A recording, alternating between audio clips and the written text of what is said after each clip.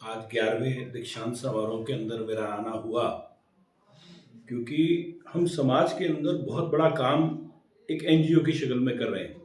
इन्होंने chief guest बुला के हमारे पर बहुत बड़ा एक रास्ता बना के दिया हमें। हम इसके बहुत बहुत आभारी हैं कैरियर पॉइंट यूनिवर्सिटीज के।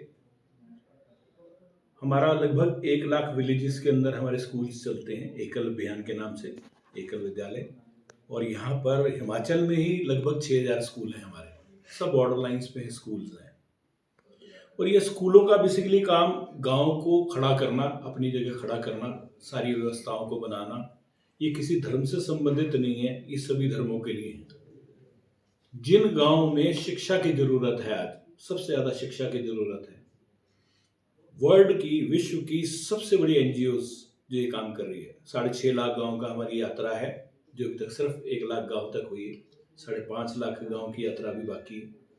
हमारे यहाँ बहुत समर्पित लोग हैं जो इसको सारे काम को कर रहे हैं। और ये मोदी जी के संरक्षण में ही सारा काम हो भी रहा है, उन्हीं के संरक्षण में सारा काम चल रहा है। मैं उसका एक मामूली सा छोटा सा कार्यकर्ता हूँ जो इसके अंदर काम कर रहा हूँ। मैं लगातार प्रवास के अंदर लोगों के साथ मिलना, लोगों को समझाना, लोगों को समाज में संगठन को मजबूत कराना, ये हमारा प्रमुख उद्देश्य रहता है कि संगठन जो है अपनी जगह काम करे। अब यहाँ पर जो शिक्षा की नीति जो है, अगर आप बात करें तो यहाँ एक शब्द बहुत गूंजता है जिसे बोलते हैं कॉन्वेंट। कहते हैं कि हमारा बच्चा कहाँ पढ़ता है? कॉन्वेंट में पढ़ता है। अगर उनसे कॉन्वेंट का मतलब पूछा जाए, कॉन्वेंट का मतलब क्या है, तो शायद उनको उसका आधार भी मालूम नहीं है। ये कॉन्वेंट वर्ड आया यूरोपियन कंट्रीज से, यूरोपियन कंट्री से वो वर्ड आया। वहाँ पर लिव इन रिलेशनशिप में लोग रहते हैं, माता का पता है और पिता का पता नहीं है, तो उन्होंने कॉन्वेंट बनाया। 4000 बच्चे, 5000 बच्चे पढ़ते हैं। उन्होंने एक फादर खड़ा किया वहाँ पे, जो सबके लिए बोलता फादर, सभी उसको फादर बोलते हैं। यहाँ पर उस कॉन्वेंट वर्ड को हमारे घरों में पहुंचा दिया गया कि जिससे पूछो कहता है जी हमारा बच्चा कॉन्वेंट में पढ़ता है, जबकि उसे इसका मीनिंग भी मालूम नहीं, जबकि उसकी माता का भी पता और पिता का भी पता है। ये वर्ड तो उनके लिए था, हमारे घरों में कैसे आ गया? तो ऐसी बहुत सारी चीजें जो भी समाज के अंदर आनी बाकी हैं, जो समाज को समझने की जरूरत है, यहाँ होनी चाहिए। वो सारी की सारी चीजें हमारा जो संगठन है वो इसी जगह रोशनी देने का काम कर रहा है। सारी की सारी रोशनी इसी हिसाब से दी जा रही है कि जीना कैसे चाहिए। हमारी जो हिंदू संस्कृति है, हिंदू संस्कृति के अंदर अगर उसने बोल दिया श्रीमान, तो श्रीमान का भी मतलब है, श्री मैंने लक्ष्मी, उसका मान विष्णु, आपको श्रीमान बोला। श्रीमती, श्री मैंने लक्ष्मी, मति मैंने बुद्धि, सरस्वती, वाइफ को श्रीमती बोला।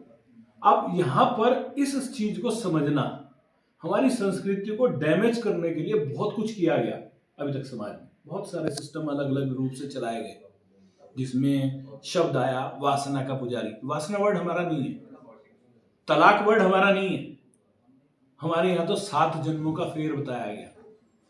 हमारे यहाँ तो है ही नहीं ये चीजें कि जो धर्म पत्नी बन गई वो 7 जन्म तक साथ देगी, 7 जन्मों का साथ बोला। तलाक वर्ड, डाइवोर्स वर्ड है ही नहीं हमारे यहाँ। तो ये उस संस्कृति को बताने के लिए, उसको बचाने के लिए हम लोग बहुत प्रयासरत हैं। अभी हमने एक आर्टिफिशियल इंटेलिजेंस के साथ साथ सनातन इंटेलिजेंस के ऊपर वर्क शुरू किया है, जो हमारे सनातन के ऊपर बताएगा। वो कॉलेजेस में जाके आज बच्चे हर चीज को स्टडी करते हैं डिजिटल मीडिया में। डिजिटल मीडिया के हिसाब से वो बताएगा कि हमारा सनातन कितना महान है। अभी लास्ट मैं आपको एक छोटी सी और इंसिडेंट बताता हूँ। अभी लास्ट क्या हुआ, गोवा के अंदर, गोवा की अगर बात करें तो लोगों के हाथ में खाना पीना, अय्याशी, ये सभी नजर आता है। वहाँ बहुत बड़े बड़े मंदिर हैं, बहुत बड़े बड़े आश्रम हैं। उन लोगों ने वहाँ के चीफ मिनिस्टर को अप्रोच किया कि यहाँ पर 1.5 किलोमीटर के अंदर अपने को सनातन बीच बनाना है, हमारे सनातन के बारे में लोगों को पता लगे। अगर बात करें इजराइल, छोटा सा देश, देशभक्ति से भरपूर।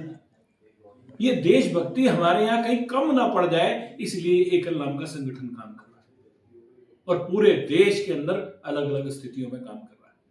हमारे साथ तकरीबन 30 लाख बच्चे और करोड़ों लोग जुड़े हुए हैं, करोड़ों लोग जुड़े हुए हैं जो इस संस्था के लिए काम कर रहे हैं। आपका बहुत बहुत धन्यवाद, आपने समय दिया। Thank you very much. Sir, मैं जानना चाहूँगा, आपने कहा कि हिमाचल प्रदेश में जो है स्कूलिंग को लेकर जो है आपका बड़ा 6000 स्कूल लगभग। मैं इसमें पूछना चाहूँगा क्या इस जो हिमाचल की एजुकेशन या अन्य जिलों जो प्रदेश है उनकी एजुकेशन क्या डिफरेंट मानते हैं इसको आप? केरला के बाद दूसरा नंबर ही हिमाचल का आता है। अब इसका फायदा भी है और नुकसान भी है, स्ट्रेंथ भी है, इसकी ताकत है कि 86% लोग यहाँ के एजुकेटेड हैं। वहाँ 100% लिटरेसी है केरला, यहाँ 86% है। अब यहाँ दिक्कत कहाँ आ रही है? दिक्कत ये आ रही है कि एक मोची नाम की संस्था शूज बनाती है, मोची, और यहाँ मोची के बच्चे मोची के ऊपर कुछ स्टडी करने को तैयार नहीं है। कहाँ कहाँ एंट्री हम छोड़ रहे हैं अपनी, सब्जी मंडी में बच्चे जाने को तैयार नहीं है, फ्रूट मंडियों में जाने को तैयार नहीं है, कोई ऐसा काम करने को तैयार नहीं है कि रिपेयर का काम, उसका काम। आज सबसे ज्यादा जरूरत है समाज की। और आज डिजिटल मीडिया का जो रोल है, वो चाहे तो बच्चा चाहे उसको एक बहुत बड़े रूप में अपनी इंडस्ट्री को लगा सकता है।